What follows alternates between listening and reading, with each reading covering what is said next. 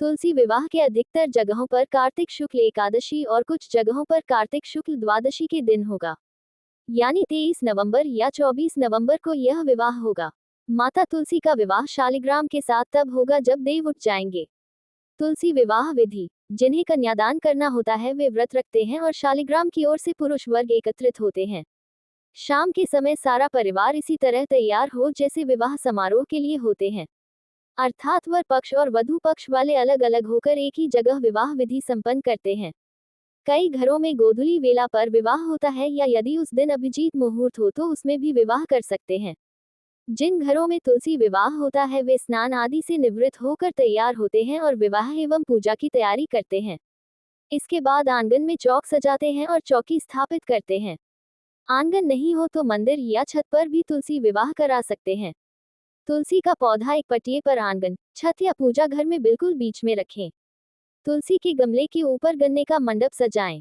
इसके बाद साथ ही अष्टदल कमल बनाकर चौकी पर शालिग्राम को स्थापित करके उनका श्रृंगार करते हैं। अष्टदल कमल के ऊपर कलश स्थापित करने के बाद कलश में जल भरें, कलश पर सतिया बनाएं, कलश पर आम के 5 पत्ते वृत्ताकार रखें, नारियल लपेटकर आम के पत्तों के ऊपर रख दें। तुलसी देवी पर समस्त सुहाग सामग्री के साथ लाल चुनरी चढ़ाएं। गमले में शालिग्राम जी रखें।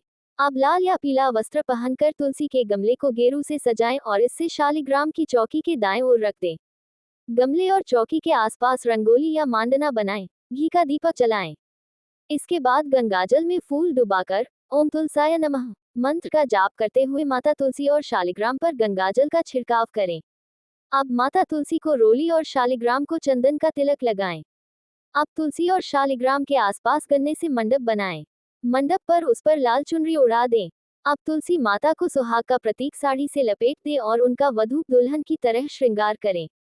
शालिग्राम जी पर चावल नहीं चढ़ाते हैं, उन पर तिल चढ़ाई जा सकती है। तुलसी और शालिग्राम जी पर दूध में भीगी हल्दी लगाएं। शालिग्राम जी को पंचामृत से स्नान कराने के बाद उन्हें पीला वस्त्र पहनाएं। अब तुलसी माता, शालिग्राम और मंडप को दूध में भिगोकर हल्दी का लेप लगाएं। अब पूजन की सभी सामग्री अर्पित करें जैसे फूल, फल इत्यादि। अब कोई पुरुष शालिग्राम को चौकी सहित गोद में उठाकर तुलसी की 7 बार परिक्रमा कराएं। इसके बाद तुलसी और शालिग्राम को खीर और पूरी का भोग लगाएं। विवाह के दौरान मंगल गीत गाएं।